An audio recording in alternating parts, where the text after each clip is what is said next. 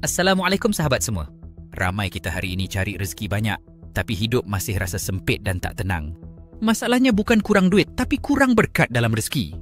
Hari ini saya nak kongsikan 3 perkara yang boleh hilangkan berkat rezeki, dan yang pertama tu, ramai kita buat tanpa sedar. 1. Tidak jujur dalam urusan rezeki dan perniagaan. Rasulullah SAW bersabda, "Sesiapa yang menipu, maka dia bukan daripada kalangan kami." Hadis riwayat Imam Muslim. Ramai orang hari ini berniaga, bekerja atau berurus niaga hanya fikir nak untung banyak dan cepat. Tapi ramai lupa, dalam Islam, kejujuran dan amanah lebih penting dari nilai duit yang masuk.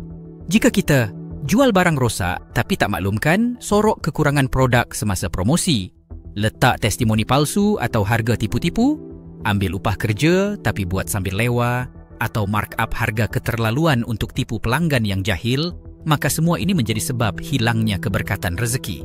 Dan dalam satu kisah, Nabi menegur seorang penjual kurma kerana meletakkan yang elok di atas, yang basah di bawah. Baginda bersabda, "Mengapa kamu tidak letakkan yang basah di atas agar orang boleh lihat? Sesiapa yang menipu bukanlah daripada golonganku." Hadis riwayat Imam Muslim. Apa maksud hilang berkat? Duit masuk banyak tapi keluar macam air. Hati tak tenang walaupun perniagaan laku keras. Anak-anak tak dengar kata, keluarga makin renggang. Perniagaan tak berkembang walaupun usaha keras. Orang nampak kita berjaya tapi jiwa kosong dan rezeki tak berkat. Kalau kita nak rezeki yang halal, cukup dan menenangkan hati, pastikan setiap sen yang kita dapat itu datang dari urusan yang jujur, amanah dan ikhlas. Itulah rezeki yang ada barakah dan akan membawa kepada kejayaan dunia dan akhirat. Nampak untung tapi hati tak tenang, duit cepat habis, rumah pun rasa suram. Bukan itu yang kita nak dalam hidup, kan? 2. Abaikan solat dan tangguh ibadah wajib. Allah sebut dalam surah Taha ayat 132, "Dan suruhlah ahli keluargamu mengerjakan solat dan bersabarlah mengerjakannya. Kami tidak meminta rezeki daripada kamu. Kamilah yang memberi rezeki."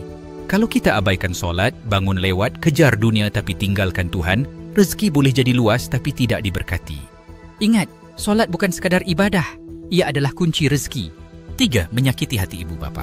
Sabda Nabi, "Keredaan Allah bergantung kepada keredaan ibu bapa dan kemurkaan Allah bergantung kepada kemurkaan ibu bapa." Hadis riwayat Al-Tirmizi, hasan sahih. Berapa ramai hari ini bercakap kasar dengan mak ayah, angkat suara, tak hormat. Kalau rezeki tersekat walaupun usaha dah banyak, periksa hubungan kita dengan ibu bapa. Kadang-kadang doa mak kita yang Allah tangguhkan sebab hati mereka terguris. Rezeki tak semestinya duit. Kesihatan, ketenangan, anak soleh, pasangan penyayang, itu semua rezeki yang berkat. Tapi kalau berkat hilang, hidup pun jadi susah walaupun akaun bank penuh. Jom audit diri kita hari ini. Dan kalau rasa video ni bermanfaat, tekan like, komen dan kongsi dengan orang tersayang.